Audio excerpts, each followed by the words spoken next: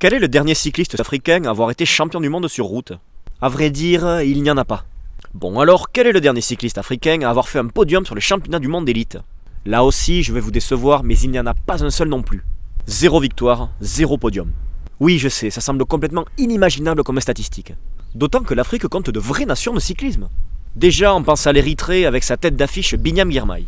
Bini a déjà terminé second des championnats du monde espoir en 2021. Mais ses participations en élite se soldent par un abandon en 2024 et une 52e place à Wallong en 2022. D'autres Érythréens, à l'instar de Nathanaël Beran ou Daniel Teklemanot, ont également fait briller leur nation à l'étranger. Mais la très grosse fédération du cyclisme africain, c'est l'Afrique du Sud.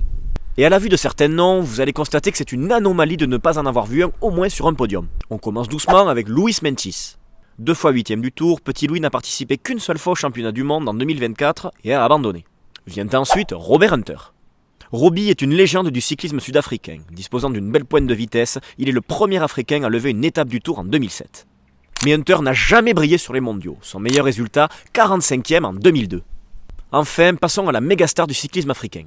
Daryl Impey, et oui, qui d'autre?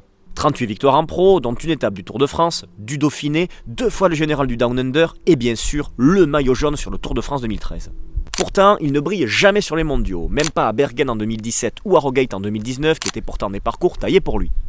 Ainsi, d'après vous, qui sera le premier Africain à venir chercher une médaille ou un titre sur les championnats du monde de cyclisme?